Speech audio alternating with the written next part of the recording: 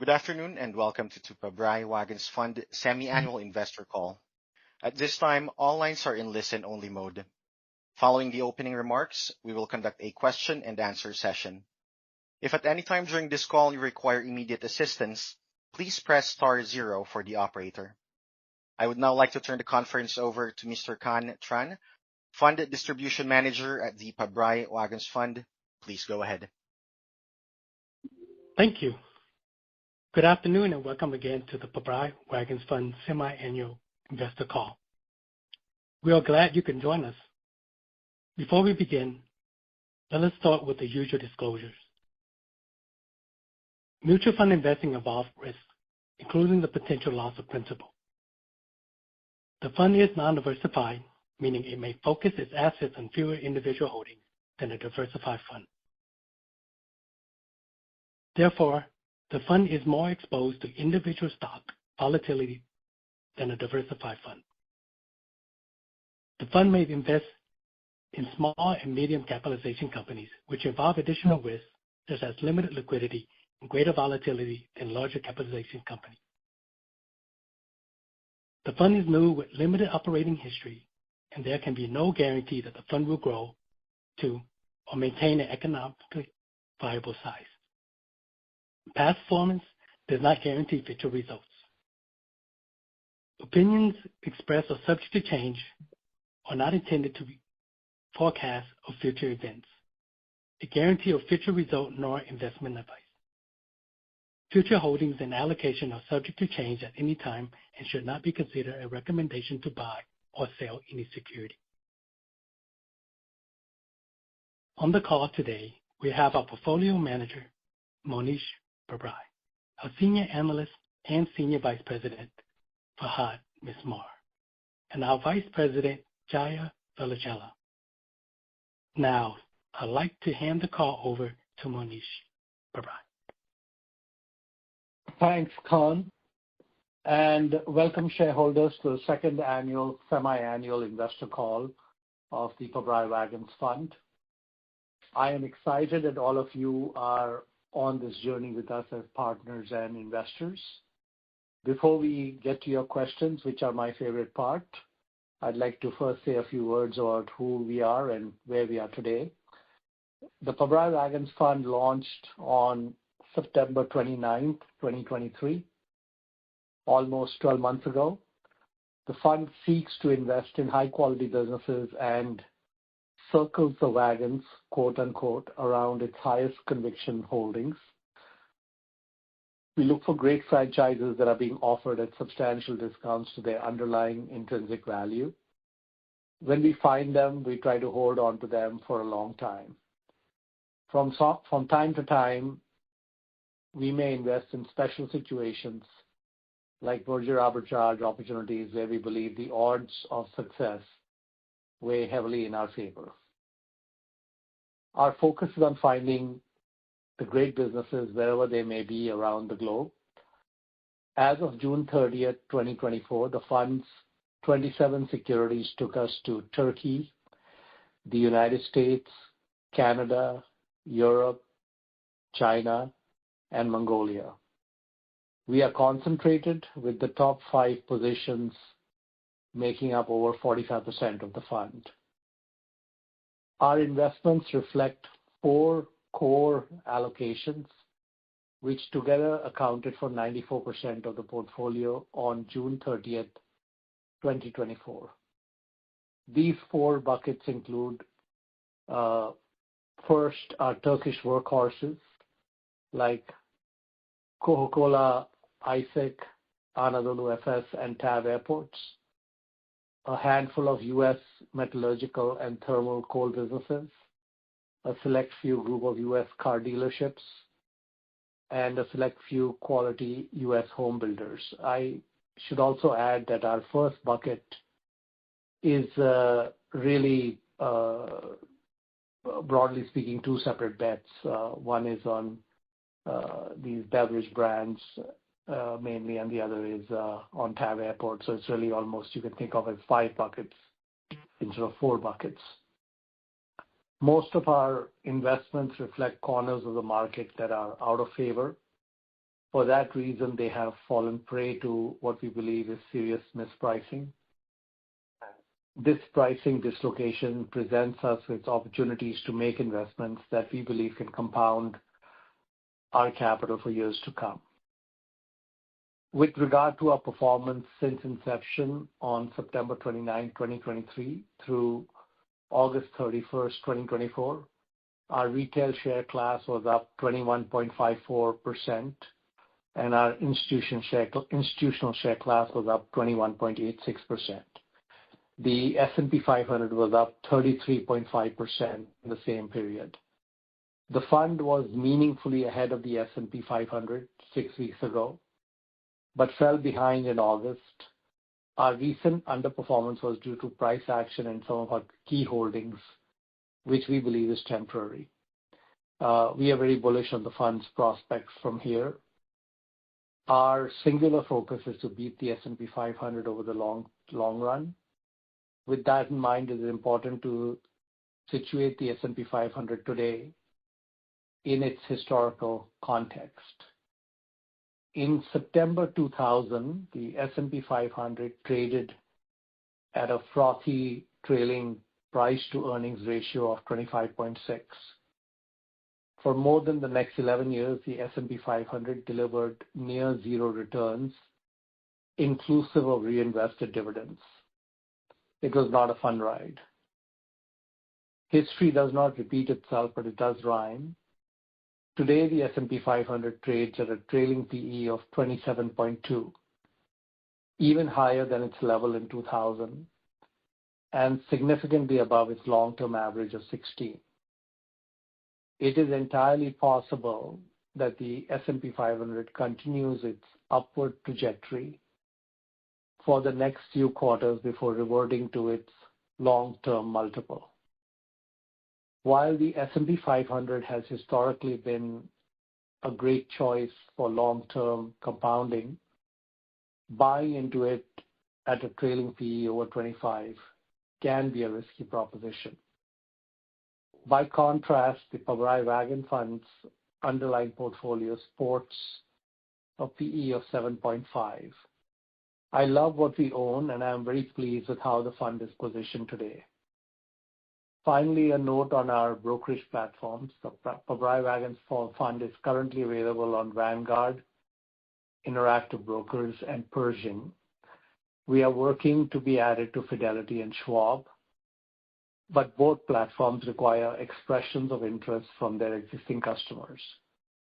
So if you are interested in seeing us on Fidelity, Schwab, or any other platform, please email us on info@wagonsfund.com, and we can provide you with more information on what you can do to help us get on these platforms. We very much appreciate your support on this. And now I will pass the floor over to Fahad Mismar to take us through our pre-submitted questions. Fahad? Thanks, Mohnish, and thanks to all investors who pre-submitted their questions. The first question is about the fund's investment in Coca-Cola ISIC. CCI has faced boycott pressures from consumers in several of its predominantly Muslim countries, given the Coca-Cola company's perceived ties to Israel. In some countries, homegrown cola brands have risen dramatically in popularity, displacing Coke. How do you evaluate this headwind in the context of CCI's long-term prospects? Yeah, that's a great question. And Coke has a very old history. The company's been around for, I think, around 138 years or so. And I remember when I was in high school in Dubai, Coke was actually banned in Dubai and the United Arab Emirates for somewhat similar reasons to today. I mean, there was a concern then about its ties to Israel and such.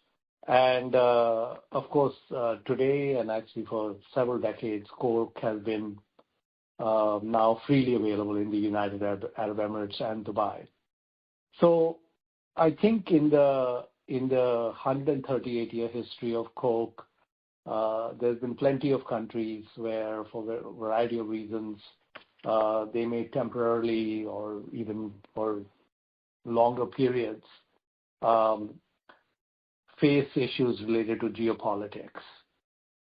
And from our perspective, these types of situations are difficult to handicap and difficult to forecast and difficult to kind of figure out what the trajectory is.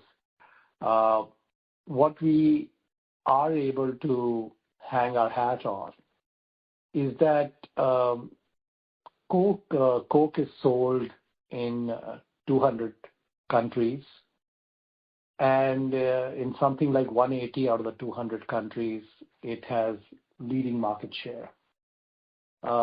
It's interesting that the Coca-Cola company on their website highlights countries and regions that they consider problematic from a penetration point of view. They're either unhappy with the distribution partner or bottling partner, or in some way are seeking a change to the situation.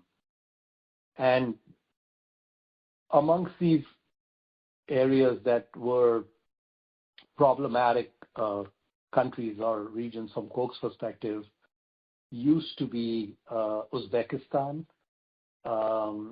I think they may still have some concerns about Bangladesh, and most of India, all of India, is a concern. Now, Uzbekistan is a very interesting case because a few years back, that bottler came up for sale via an auction, and Coca-Cola ISEC was encouraged to bid on that auction, and the Coca-Cola company told them that to bid pretty much any price to win that concession because they were very unhappy with the bottling arrangement in Uzbekistan.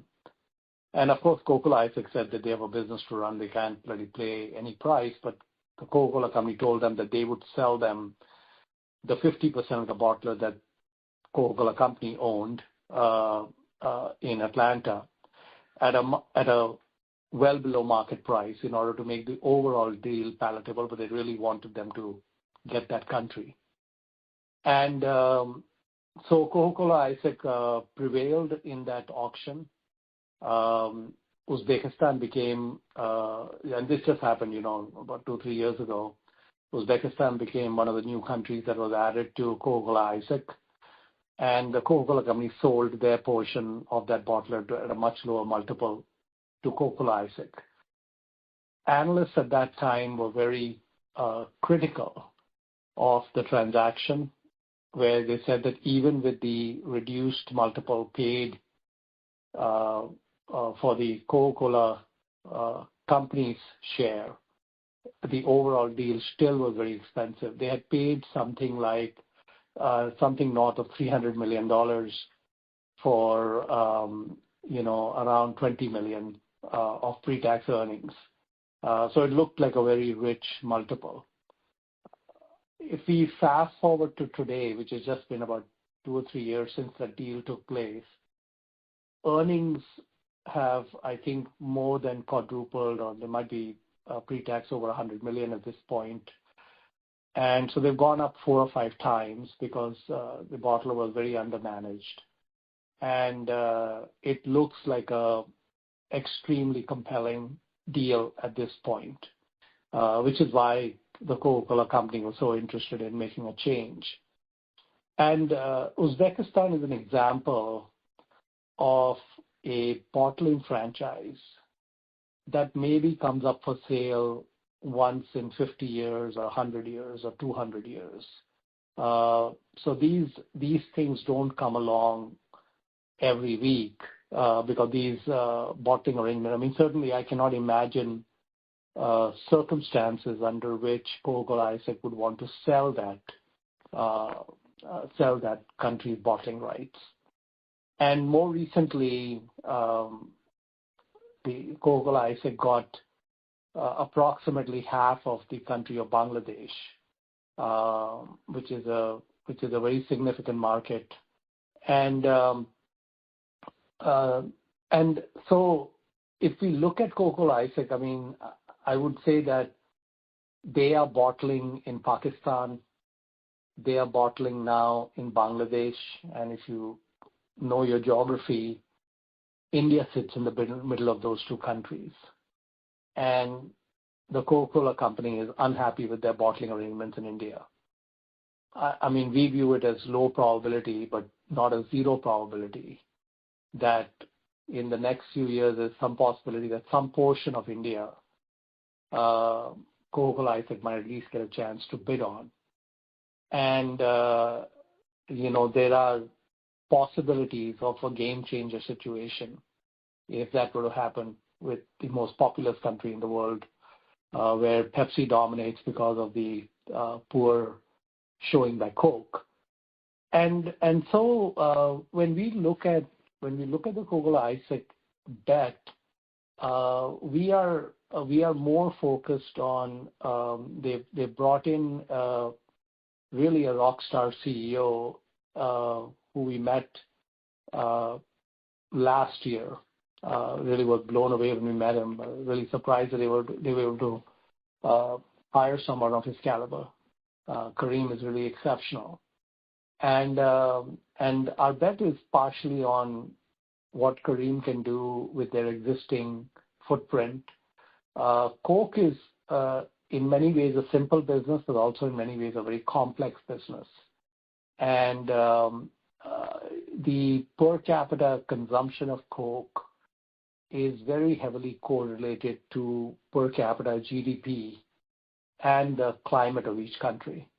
And there are a lot of underpenetrated regions within Coca-Cola ISIC footprint, and someone like Kareem could really make a difference there. So our situation is that the boycotts, etc., are kind of difficult to handicap. We don't think it makes sense for us to exit because of things are related to that. I think we just want to play the long game on this front. And we like the power of the brand. We think it travels really well. And we like the management, and we like the group that has the ownership and the promoter of the company in Turkey. They're all exceptional. So we hope to keep this investment for a while. Thanks, Mohnish. Next, we have a few questions about our coal investments. The first one is, I can see significant value in looking at the remaining life of our coal businesses and their ability to continue generating cash returns for us as shareholders until they run out of coal. However, should we account for the volatility of coal prices when assessing their remaining cash flows to arrive at accurate fair value? A year ago, coal companies were generating a lot of cash and returning it to shareholders. The situation has changed today as prices have fallen. How do these swings impact your assessment of the intrinsic value of these businesses? Yeah, that's a great question. Last year, when we were first looking at some of the different thermal coal and metallurgical coal businesses, their prices and valuations made no sense to us. They were priced as though they would be out of business in a few years. And I mean, to give you an example, just one of the businesses, Consol Energy, which is actually a thermal coal producer.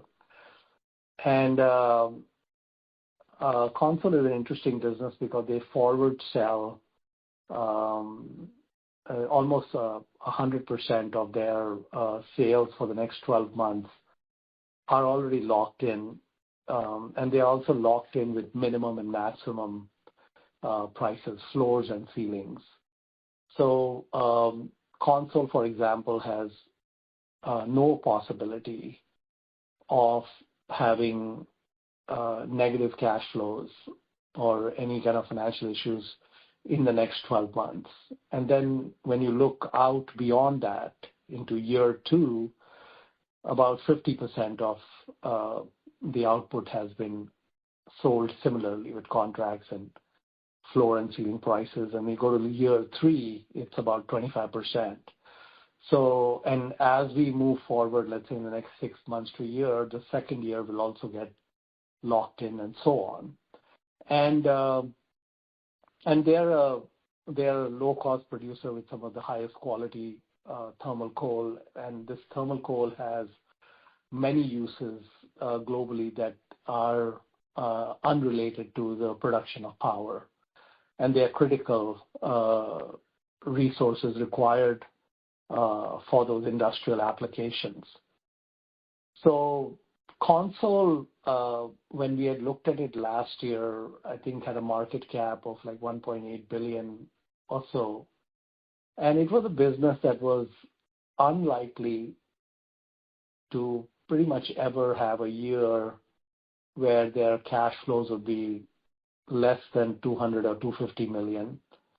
And it was likely to have many years where those cash flows might be north of 500 million. And this, if we just consider a 250 to 500 million, though it could even be higher than that, of these cash flows for several decades, we didn't think that a 1.8 or 2 billion market cap made sense in terms of the discounted cash flows coming out. And when we had looked at the different coal businesses, we stress tested our different scenarios, and we absolutely understood that there could be periods where pricing could be weak and cash flows could be weak and cash flows could even be negative. And we considered the situation of what it might do to the franchise value and equity value of these companies long term. And we concluded that all of these businesses that we've invested in, for pretty much the first time in the history of these various businesses, they have no debt. They're net cash positive. And typically, mining businesses historically have never been like that. They've always been highly levered. And it's usually the leverage that's done them in, because basically when the downturn comes and their cash flows are stressed, they do not have an ability to service the debt, which leads to a restructuring and bankruptcy and so on and so forth. These companies all went through some serious stresses in the last decade or two. And of course, their situation today is very reversed, where they are actually net cash. And also what these companies have done for the most part is that the ones that are buying back shares have very strict requirements of minimum cash below which they're unwilling to go, even if their stock price is very attractive.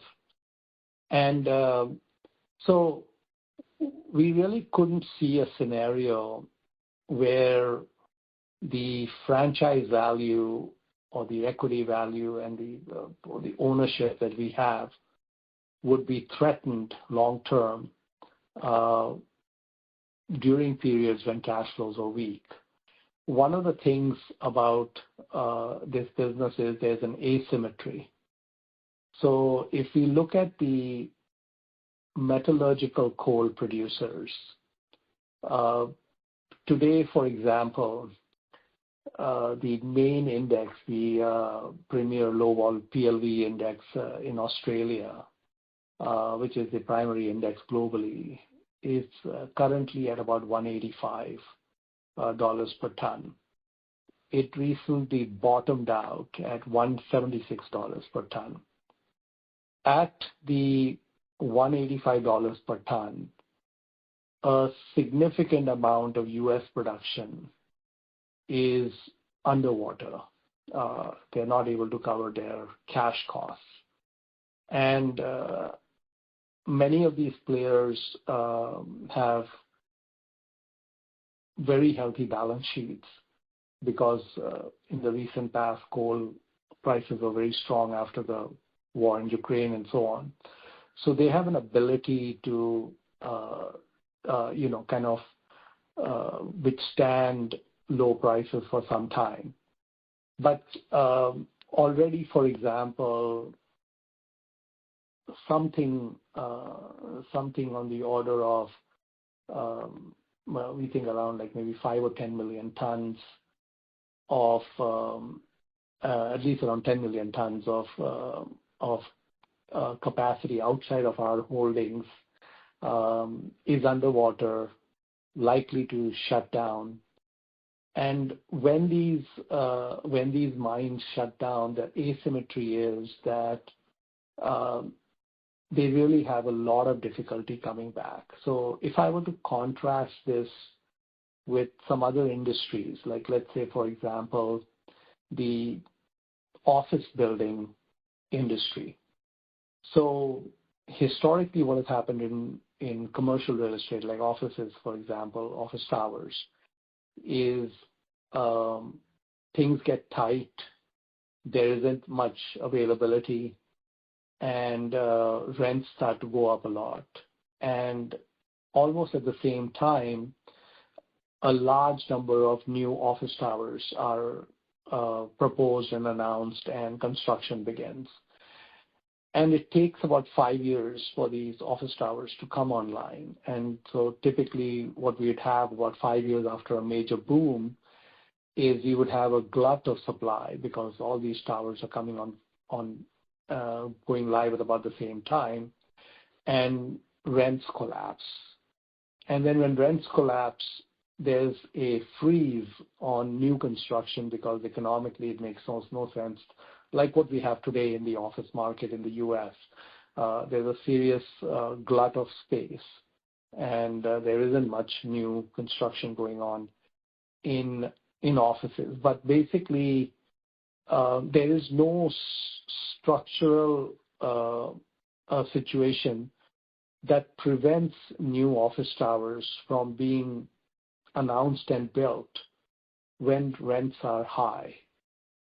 In the coal business, what happens is that when prices collapse, like we have right now, and a mine is shut down, basically the equipment gets pulled out, the workers are let go, the permits are gone, and that mine is not operating. So the PLV 185 or 175, that mine, let's say, is not operating. And let's say at some point the index goes to 250 or 300 or 350, at which point that particular mine would be very profitable. It does not really have an ability to come back at that point because equipment lead times today, which are not boom times, today equipment lead times are 2 years. If there were a boom in if there was a boom in coal prices, those equipment lead times would be further stretched out, could be even 3 years or 4 years. So you can't get the equipment, and the workers are not available. So mine workers who were let go, they may have retired or gone to another profession or whatever else. When you're trying to hire specialist miners, you cannot create them overnight. And so the workers are not available. And then the capital also is not available because if the index is at 300, there's no nothing written in stone that 6 months from now, 1 year from now, or 3 years from now, it'll still be 300. So debtors are not willing to provide capital. Investors are not willing to provide debt capital. And equity capital is also not available because of the volatility of coal prices. And coal is a four-lettered word. A lot of banks and a lot of financial institutions will not invest in coal, even if the economics are great. So for a variety of reasons, when this production goes away, as we are seeing it go away currently, that production is not coming back. And the met coal markets are slightly, I would say, undersupplied or fairly supplied. There is no real oversupply.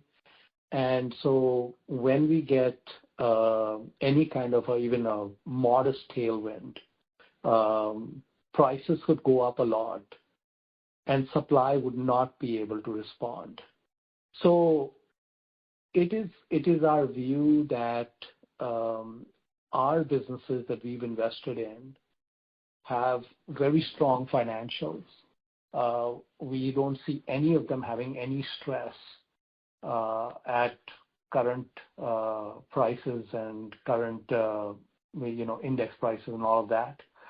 And I think they'll be a strong beneficiary when things turn. So when we did our work on the coal businesses, we considered a variety of situations in terms of cash flows, negative cash flows, modest cash flows, euphoric cash flows, and stress tested these businesses. And we didn't really see any kind of modest or high probability that these businesses would have, an inability to survive these volatile times. So we liked the bet and we would keep them. Thanks, Mohnish. What are your thoughts on the merger of Arch Resources with Consol Energy? Are you bullish on the combined entity? They have been better off as separate entities. Is it a negative that the companies cannot buy back shares until after the merger? And how will this merger ultimately affect the WAGNX fund? Yeah, we were surprised when the merger was announced, and we were shareholders, of course, in both companies, and we obviously like both businesses. One of the big positives that comes around when you put these two companies together is it reduces the odds considerably that there would be any meaningful periods in the future where the combined business would have negative or stressed cash flows. So, for example, if you look at the current situation today in the coal markets, the thermal coal markets are quite healthy. The API2 indices, which are what a lot of thermal business is tied on, is in a very healthy place right now. And Consol is producing very healthy cash flows at this point. Arch Resources, which is predominantly a met coal producer, it has what they call long wall met coal operations, and it's a low cost producer. It sits fairly low on the cost curve. So even in a current 185 PLV, Arch is cash flow positive when a lot of U.S. players are not cash flow positive. So today, if the companies were combined, there would be very healthy cash flows coming out of this entity. Both companies had bought into basically reducing or eliminating their dividends and not really focused on anything else other than using their cash flows to buy back shares. And both of the companies' stock prices are quite undervalued relative to the cash flows they are likely to produce for the next several decades.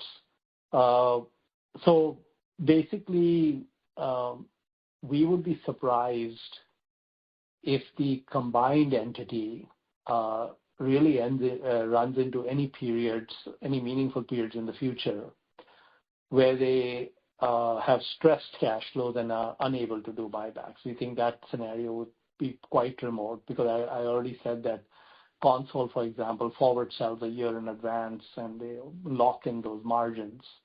Arch forward sells with floating prices, but because they sit low on the cost curve, they would likely always be making money. And the combined company, I think, would always be making money.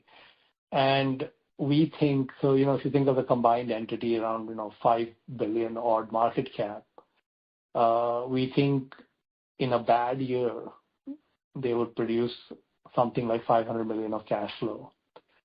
And in a good year, could produce over $1 billion in cash flow. And if you just think of a company that's buying back 10 to 20% of its shares every year, that's a spectacular situation. Now, I don't think they'll be able to, I don't think the stock market cap will be $5 billion when they are producing more than $100 million a month in cash flow. I think the market would adjust the market cap. But, from our perspective on a total return basis, that's fine with us. I mean, actually, I would prefer if the market cap stayed low. But overall, we think that's a worthwhile bet for us to make, and we like to keep those companies for as long as we can. Thanks, Mohnish. The next question is, what gives you confidence, or what mental model are you using to avoid investing in NVIDIA amidst an AI boom where NVIDIA is the only real player? Yeah, it's a good question. I think that when I look at any businesses, and I would say many parts of NVIDIA would be outside my circle of competence. So that'd be the first reason that we don't have an investment in NVIDIA. But the thought exercise that I would want to run with a business like NVIDIA, I think NVIDIA recently had a market cap that was north of $3 billion, and it's gone down a little bit. It's about 2.8 billion or so now. 2.8 trillion. It was over 3 trillion. So it's 1,000x different. Sorry about that. But anyway, so it's either 3 trillion or let's say 2.8 trillion market cap.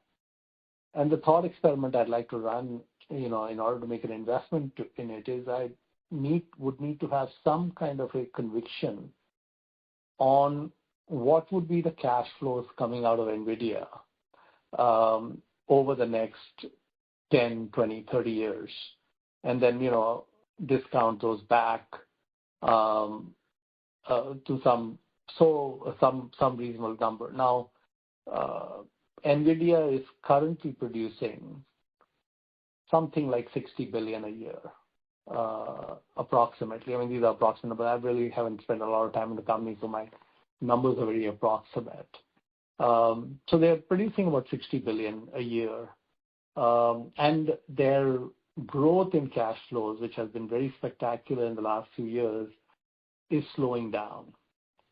So if those cash flows were to grow at something like 100% a year for the next several years, NVIDIA is cheap on a 2.8 trillion market cap.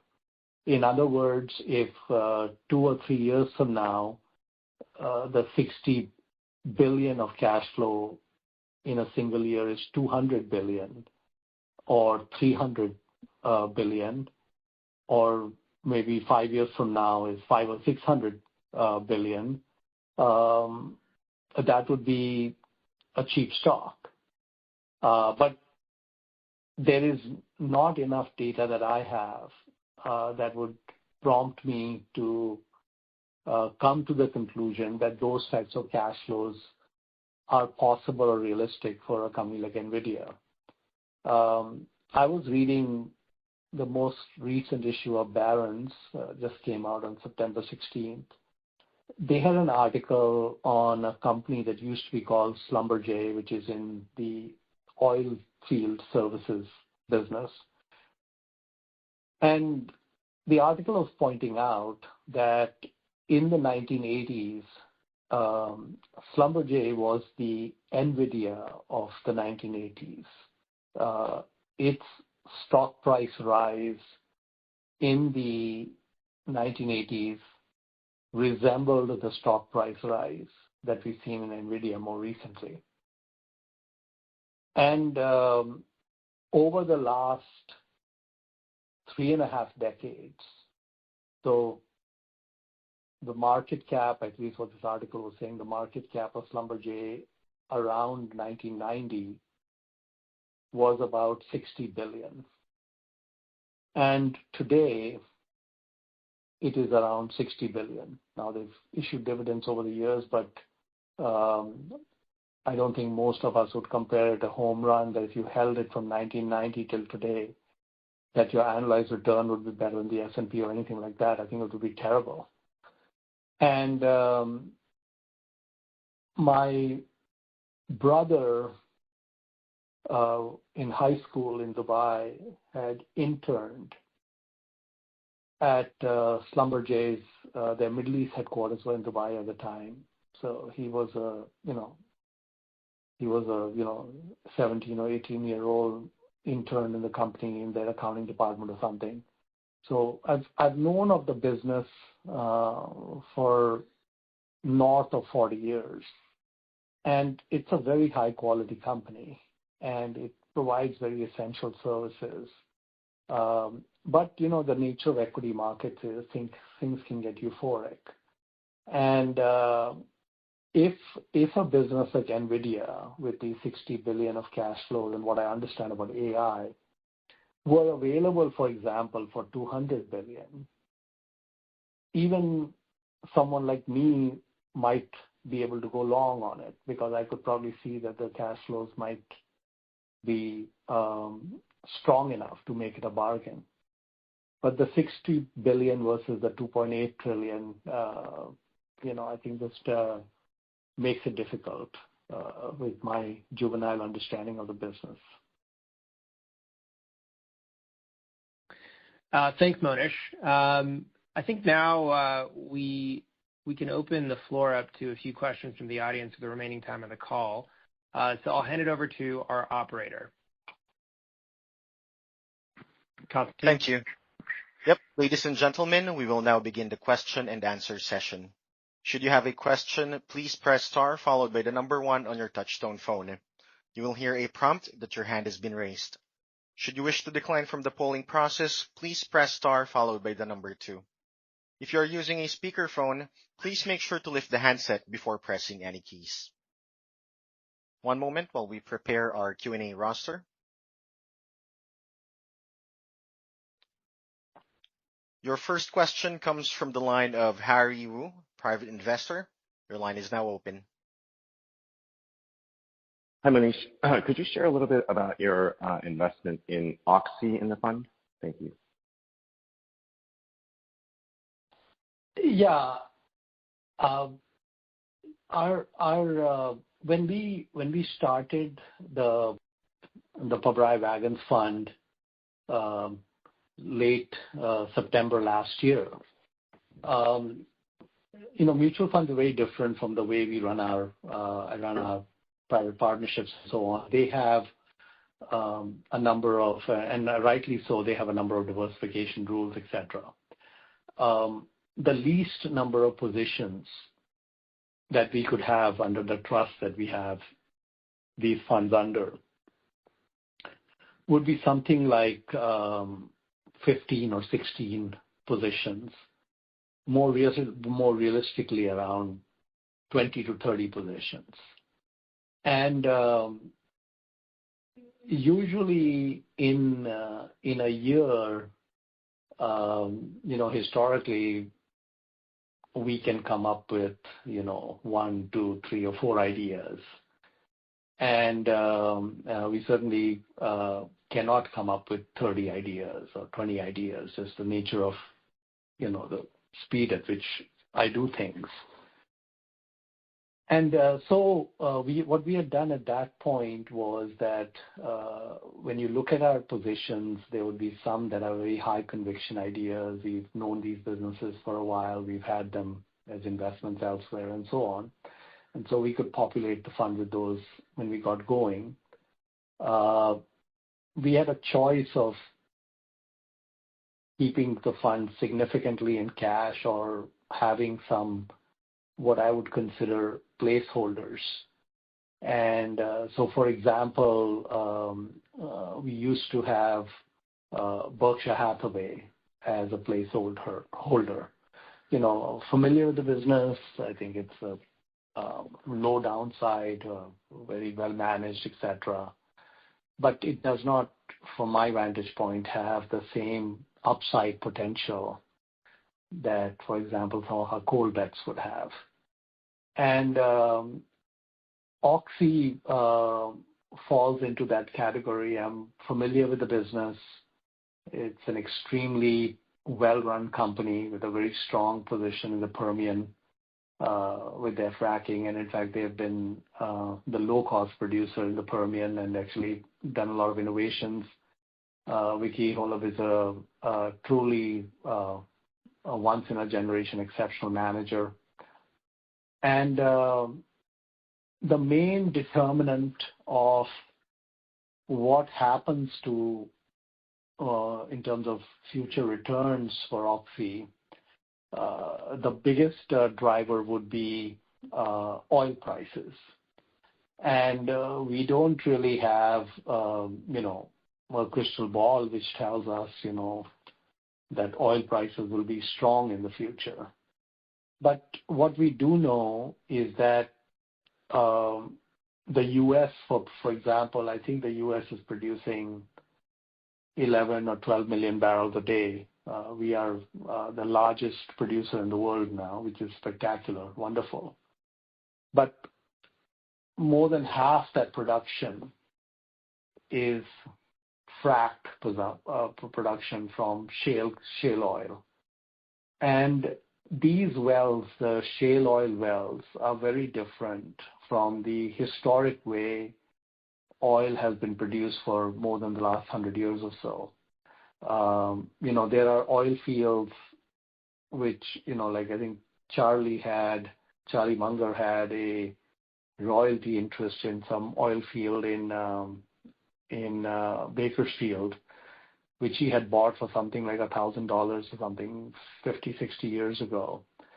And even now he was getting something like $70,000 a year in royalty payments and dividends from that oil field, which wasn't expected to last this long, but it did. But the fracked oil fields, so coming from shale oil, those run out in 12 to 18 months. They run out very quickly. So basically, it's like you're on a treadmill. I mean, all the return characteristics are exceptional on those oil fields in terms of capital you're putting in versus your returns at $80 or $70 WTI.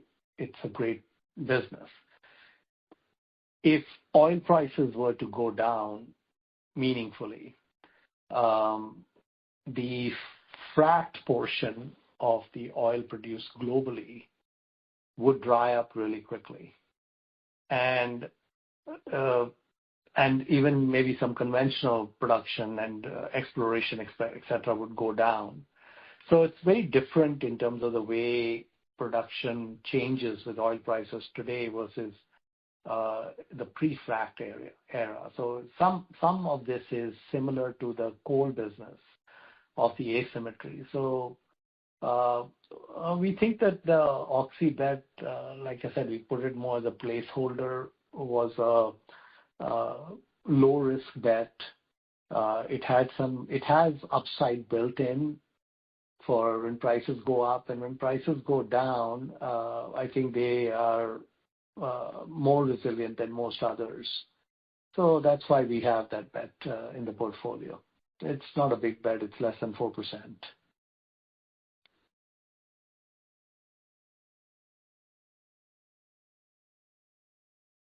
Your next question comes from the line of Edward Brown, private investor. Please go ahead. Hi, thanks for holding the call. I'd love it if you could talk a little bit about your thoughts on the home builder industry that comprises one of the four core allocations. Thank you. Yeah, it's a good question. We own a few home builders, and we think they're all very high quality businesses. And we think they're misunderstood. And people tend to think of the home building business as cyclical. And we don't think they're as cyclical as people think they are. So the U.S. has a shortage, depending on who you talk to, of something north of 5 million homes. So, you know, we were overproducing a lot of homes leading up to the financial crisis in 2007. And I think we were producing well above the 1.5 million housing units, new housing units we need as a country every year at that point. And so there was a big glut at that point. But what happened after that, if you look at the kind of statistics of kind of the number of homes that got built in 08, 09, 10, 11, and so on, and, you know, fast forward and carry it on till today, we have not averaged anywhere near the 1.5 million, and that overhang was absorbed a long time ago. And we basically have a shortage of housing units, which is why you get this kind of rhetoric from presidential candidates that we're going to build 5 million homes or something, which is, from my point of view, a pipe dream, not going to happen. You know, you can't just flip a switch on these things. So the home builders have 2 or 3 things going on, which we think are secular trends that play to the benefit of the large national players. The first is that home building used to be very fragmented. It still is pretty fragmented, but it's consolidated a lot, where a few large players have the largest market share they've ever had. And the reason they have the largest market share they've ever had is because they have economies of scale. So when we look at a Pulte or a Toll Brothers or you know, some of these other names like TriPoint, et cetera, that we have in our portfolio, they have a structural advantage over the mom and pop players. They have a structural advantage in terms of their cost of capital. They can borrow at, you know, 5-6%, and a private player would trying to do something is going to be borrowing at, you know, double digits, 15% or something. So they've got much higher costs on the financing side. They've also got a big advantage in terms of their cost of production. So home builders now look a lot like just-in-time manufacturing. Basically, they'll put up a few models. They've basically got people walking through these models, signing contracts, and you know, some of them do spec building, but you know, all of their spec homes are mostly sold before they're completed. But a large portion is basically they start the work after there's a buyer who signed on, which means basically that there's not that much of their equity capital going in. And the other thing that many of these players have done is they're backward integrated.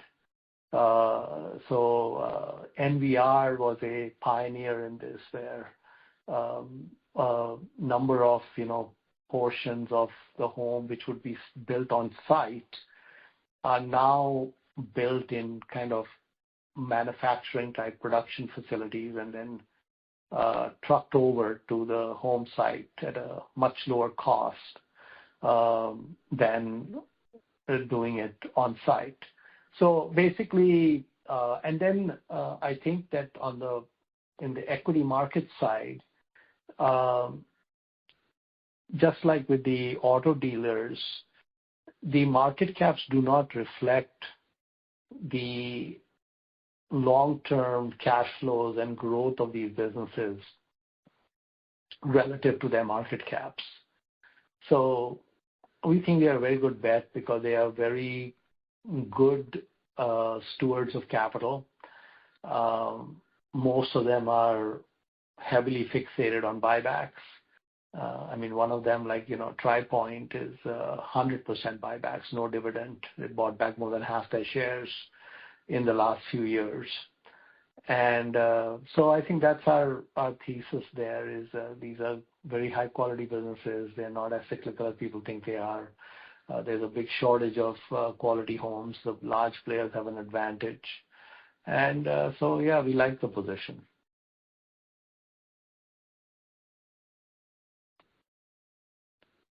Your next question comes from the line of Prasad Raju, private investor. Your line is now open. Hey, Mohnish, thanks for taking this question.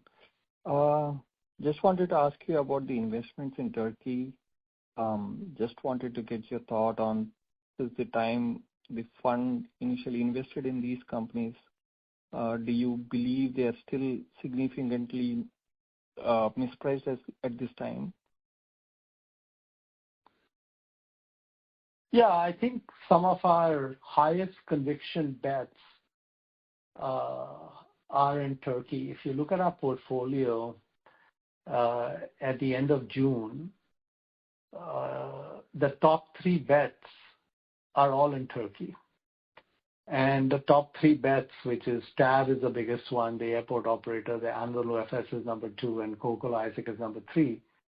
These 3 collectively are over 33%.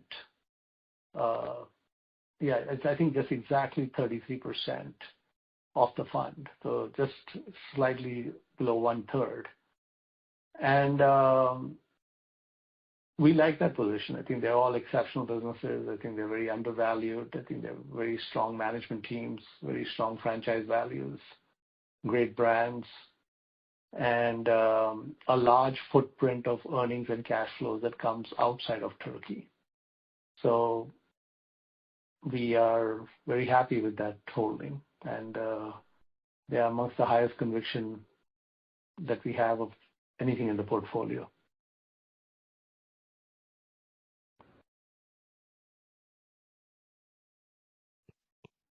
Your next question comes from the line of Elias Moses, private investor. Please go ahead. Hi, thank you, Mohnish. Nice to speak with you. I have a couple of questions. First of all, why do you decide that home builders to buy them? I know that, as you mentioned, they're consolidated in the markets, and certainly it can be a Lennar, told they are Horton, that are, we can say they have a little bit more advantage since of the size and what they changed about light model instead of the heavy model that they had in the past. Why you decide that? That's the first question. And the second question, what if it may change your mind in Turkey, since it can be a risk of capital flows or anything that might deteriorate your thesis of investment, that it might change your mind and say, well, even though that it's a great companies, all of them that you put it, and you say, well, maybe it's not uninvestable in some sense, not because of the companies, it's because of the government, that it might change the way you can pull out in, I don't know, in years or decades, your money out after you decide that it's already a good investment, but it's not investable in some way. Yeah, those are good questions. So when we look at our large holdings, I'll just take the second one first. When we look at our large holdings in Turkey, these companies, like let's look at the airport operator, TAV Airports. TAV Airports has a significant amount of its revenue and cash flows coming from outside Turkey. And these are separate subsidiaries. In some cases, they are joint ventures with other entities. And quite frankly, those cash flows are outside of Turkey, and they are ring-fenced, if you will. So in a situation that you are bringing up, which I think would be extremely low probability, but in the event that even that extreme low probability event comes to pass, we don't believe that their non-Turkish assets would be in any way impaired.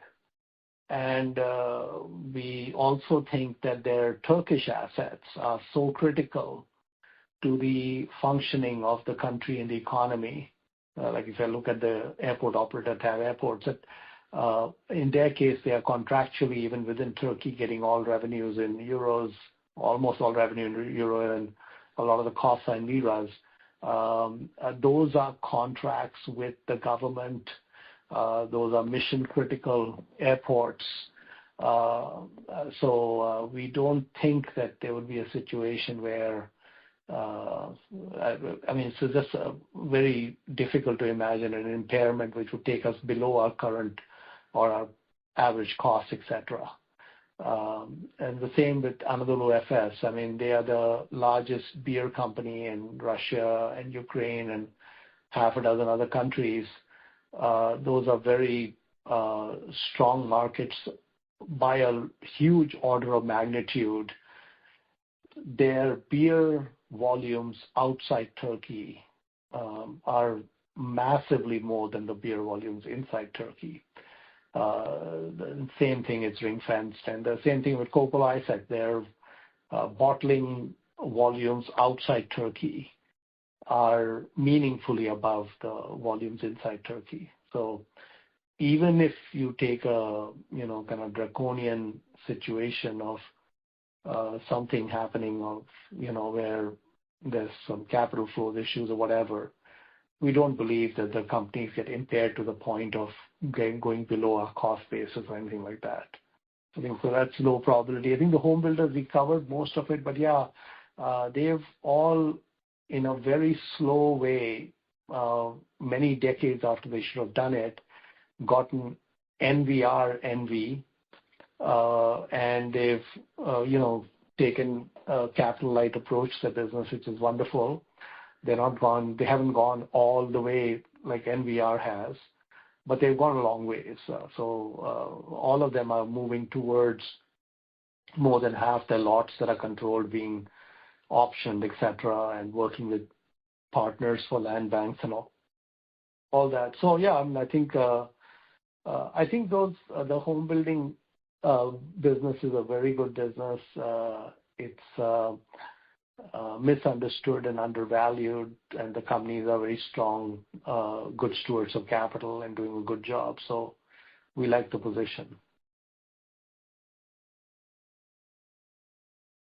Maybe we can take one more question.